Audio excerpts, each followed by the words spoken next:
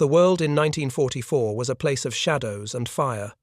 Nations trembled under the weight of a war that had stretched across continents, devouring men, cities, and hope alike. In the Pacific, the vast blue expanse seemed endless, but it was anything but empty. It was a chessboard, where every island, every atoll, every stretch of water held a deadly significance.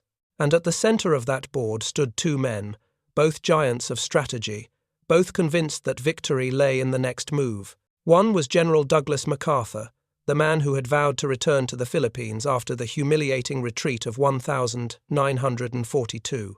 The other was General Omar Bradley, the steady, careful commander who believed in preparation, in timing, and in understanding the enemy as well as the terrain. To understand why Bradley would later call MacArthur's plan "wrong enemy, wrong place, wrong time," we need to go back to the context of the war itself. Japan had been relentless. Their forces swept through Southeast Asia with an almost terrifying efficiency, seizing territories that were considered vital to Allied control. After the fall of the Philippines, the United States was desperate to regain momentum. The war in the Pacific was no longer just a fight for territory, it was a battle for morale, for prestige, and for the very image of American power. MacArthur, ever the man of bold gestures, had already captured the public imagination. To him, the war was not only a series of military operations, it was a stage for history, a canvas on which he could paint his return. He envisioned a dramatic leap back to the Philippines, bypassing other Japanese strongholds in the process.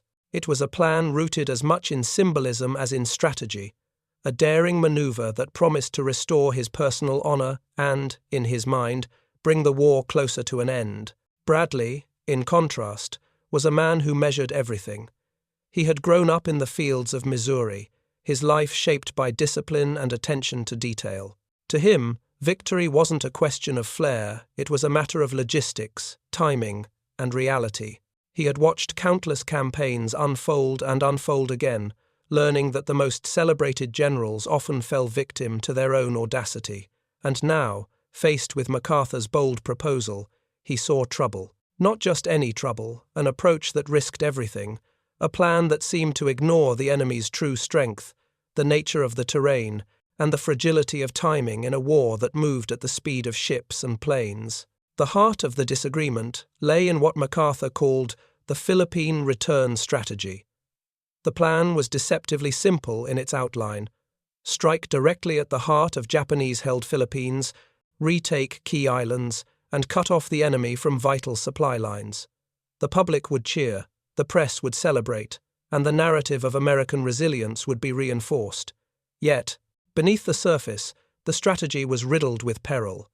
The Japanese had fortified the islands. Their forces were dug in, ready, and brutal.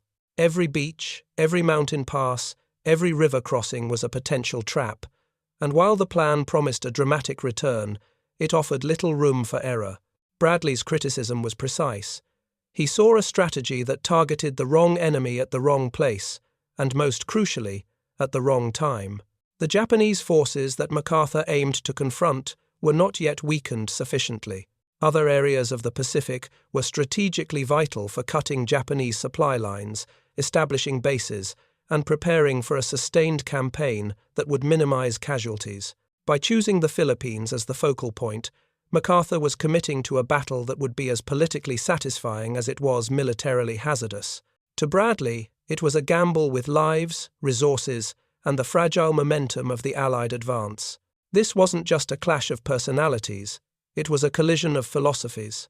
MacArthur was the audacious artist, seeing the war as a grand, sweeping narrative. Bradley was the craftsman, meticulous and unglamorous, focused on the nuts and bolts of warfare, the men, the equipment, the logistics that made victories possible.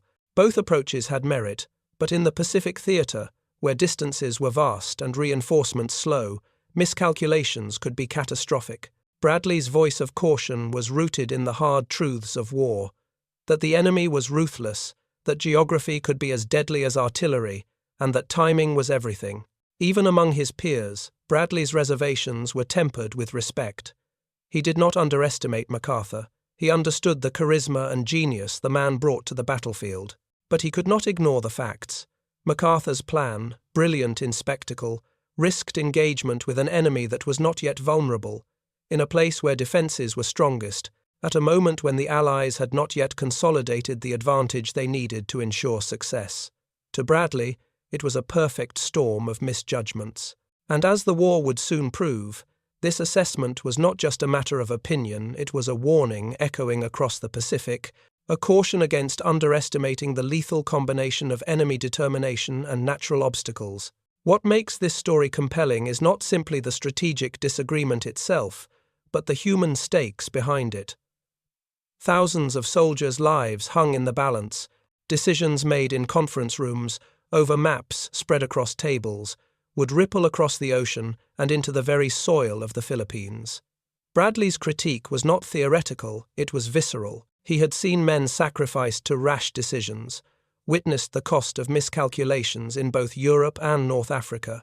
The burden of responsibility weighed heavily on him, and it sharpened his judgment. Every hesitation, every caution, was grounded in the reality that soldiers were not pieces on a board, they were people, and the consequences of strategy were measured in lives lost or saved. And yet, despite Bradley's objections, MacArthur pushed forward. The drama of the plan, the urgency of a symbolic return, and the political pressures of the moment were overwhelming. History would remember MacArthur's triumphant landing at Leyte Gulf as a turning point in the Pacific, a moment of cinematic glory. But in the shadows of that celebration, Bradley's words lingered. Wrong enemy, wrong place, wrong time. It was a sober reminder that behind every celebrated victory, there is often a tension between daring and prudence, between ambition and reality, between the headlines and the human cost. The seeds of conflict between these two giants had been sown long before the first ships sailed toward the Philippines. It was a clash not of courage or patriotism, but of perspective. One saw the battlefield through the lens of destiny and narrative, the other through logistics and likelihood. And in that tension, the story of the Pacific War takes on a deeper resonance, not merely as a tale of battles won and lost, but as a study of decision-making at the highest stakes. As we prepare to delve deeper into the unfolding drama, imagine the stakes. Picture the endless ocean stretching beyond the horizon, islands rising like green fortresses from the blue, and men preparing to land where death awaited in every shadow.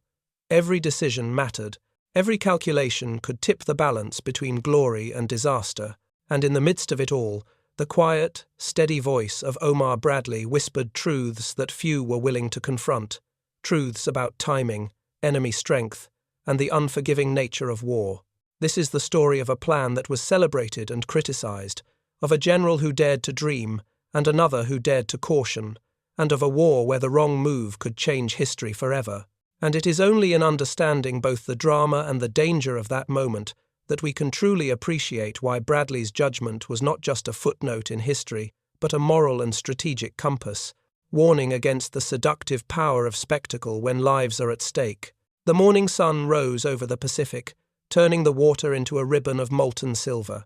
On the horizon, the islands of the Philippines loomed like silent sentinels, green and mountainous, hiding a network of fortifications that the Japanese had spent 2 years constructing. Every ridge, every cave, every beach had been prepared to resist an invasion. And yet, on distant ships, MacArthur's men were poised to land, filled with a mix of excitement, fear, and the unshakable belief that their mission was historic. But while the soldiers' hearts beat with anticipation, Omar Bradley's mind raced through calculations, reports, and maps. From his position in the command chain, he could see the dangers that lurked behind MacArthur's bold narrative. The Japanese were not just defending territory, they were entrenched, disciplined, and aware of the American obsession with recapturing the Philippines. Every step forward would cost lives, and every delay would allow the enemy to tighten their grip. The logic behind Bradley's criticism was as methodical as a chess player studying the board. He understood that an attack aimed directly at the Philippines meant confronting the strongest concentration of Japanese forces at the earliest possible moment. Other operations in the Pacific places, like New Guinea, the Admiralty Islands, and the Marianas, offered opportunities to weaken Japanese defenses, establish forward bases, and gain momentum. Skipping those steps was like jumping into a raging river without checking the current. To Bradley, it wasn't just risky, it was avoidable. MacArthur, however, was relentless. He believed that the symbolic and strategic value of retaking the Philippines outweighed the dangers.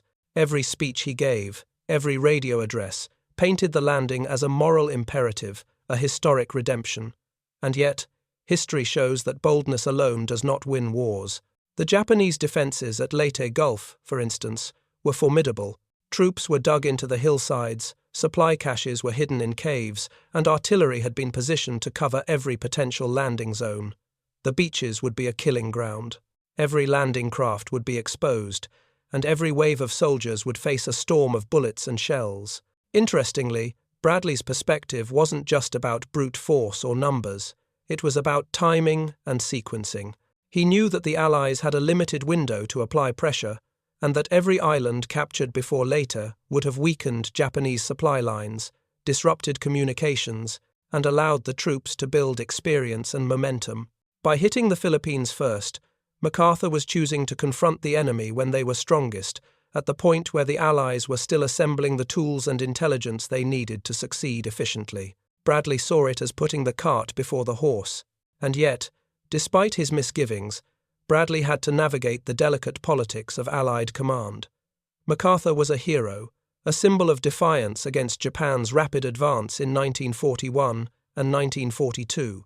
Questioning his judgment was politically sensitive, and the pressure from Washington was immense.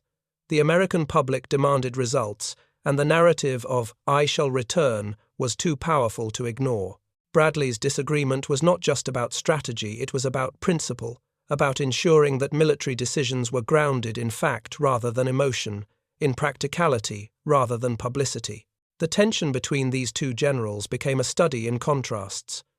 MacArthur's team focused on speed and impact, on the dramatic seizure of key islands to deliver a psychological blow.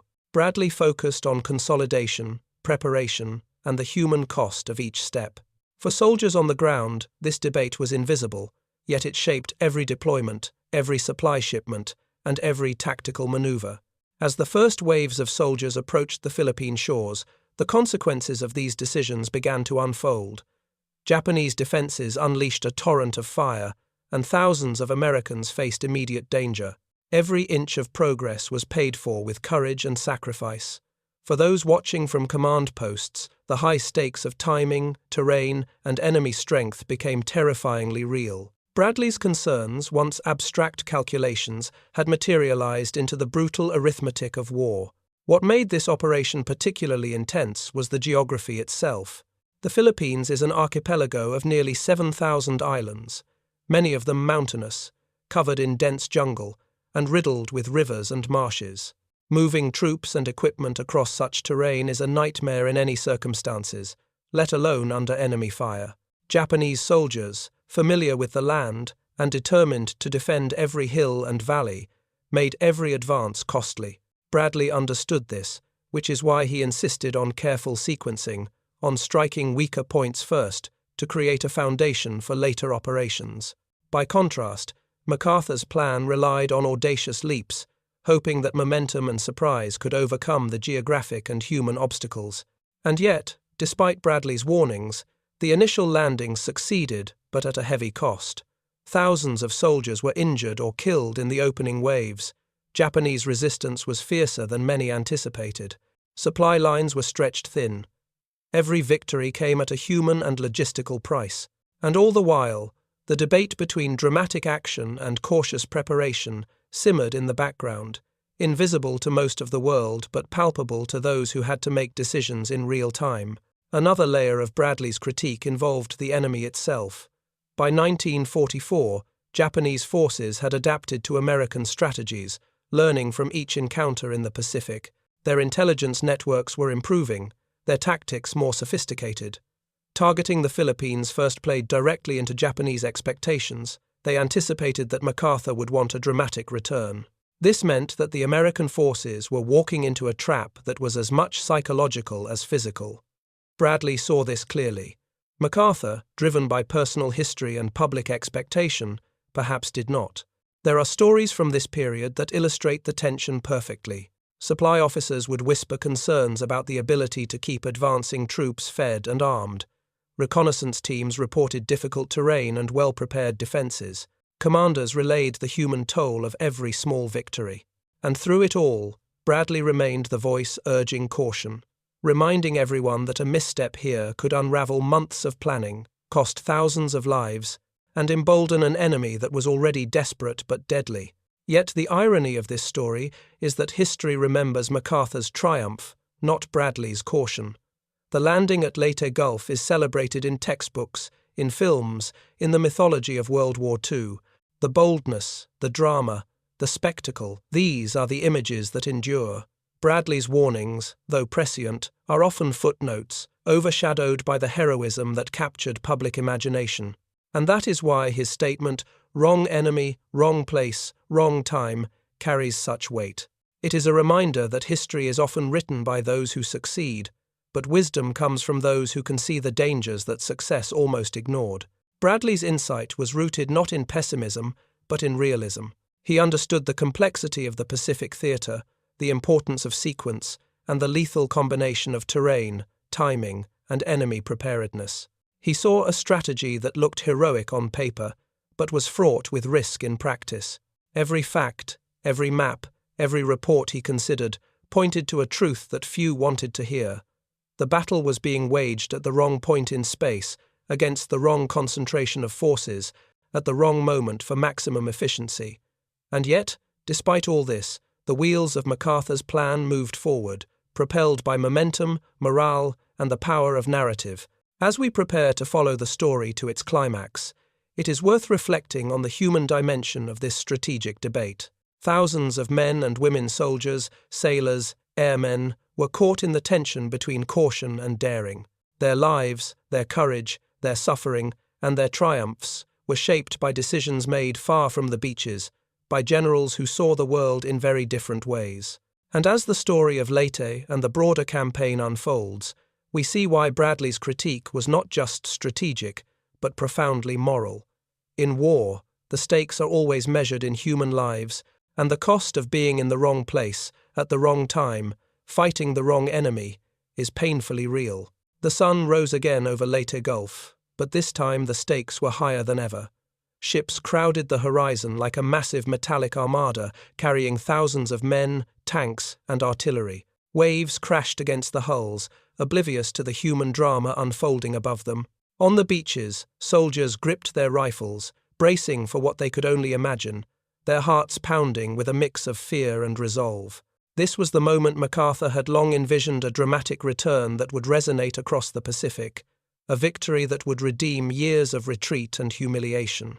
And yet, Omar Bradley's warning hung in the air, invisible but palpable. Wrong enemy, wrong place, wrong time. It was not just a critique, it was a prophecy of the chaos, confusion, and suffering that would greet the men on the ground. Bradley understood that this was a collision of ambition and reality, that MacArthur's brilliant narrative risked becoming a human tragedy if the smallest misstep occurred. Every beach landing was perilous. Every approach route was covered. Every ridge and hilltop concealed an enemy that had been waiting, ready to strike. The battle itself unfolded like a storm. Japanese defenses erupted in a symphony of fire and fury. Mortars, machine guns, and artillery ripped into the advancing troops.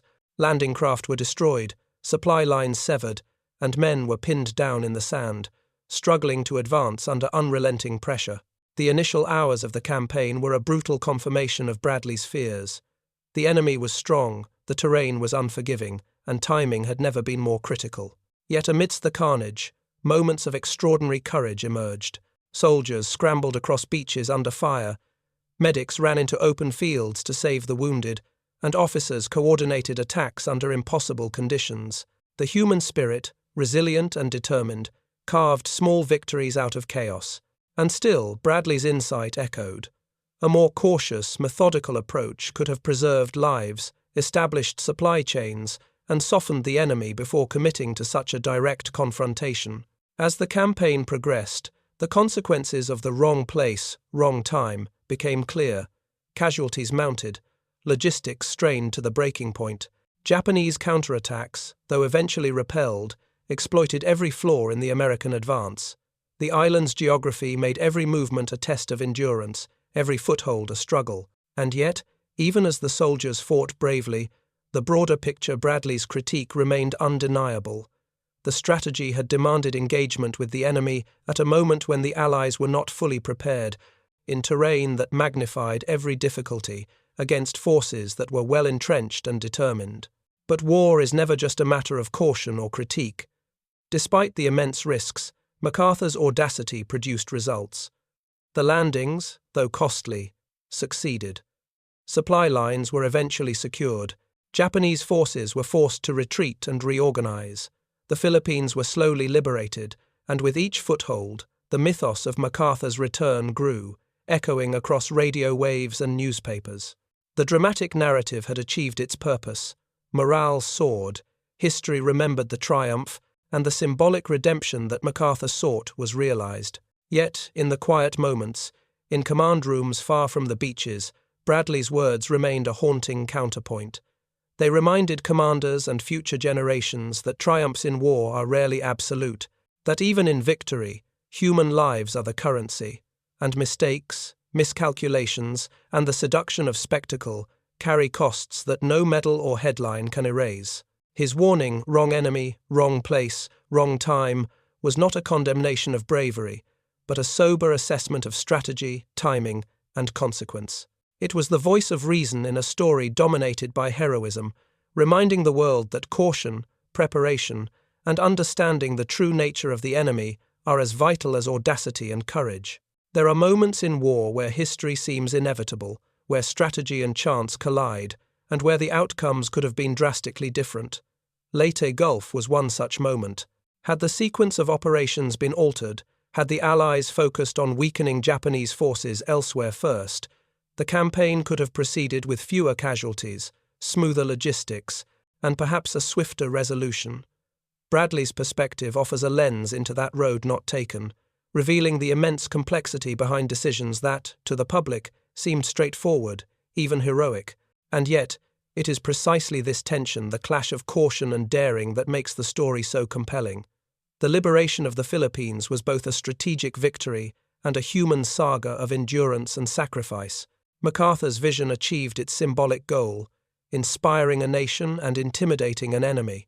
Bradley's critique, though less celebrated, provided a moral and strategic compass, reminding us that war is not only about bold moves, but about knowing when, where, and against whom to make them.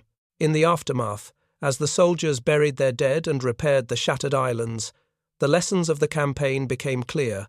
Ambition unchecked by prudence carries consequences. Heroism without preparation comes at a human cost. Timing is as vital as courage.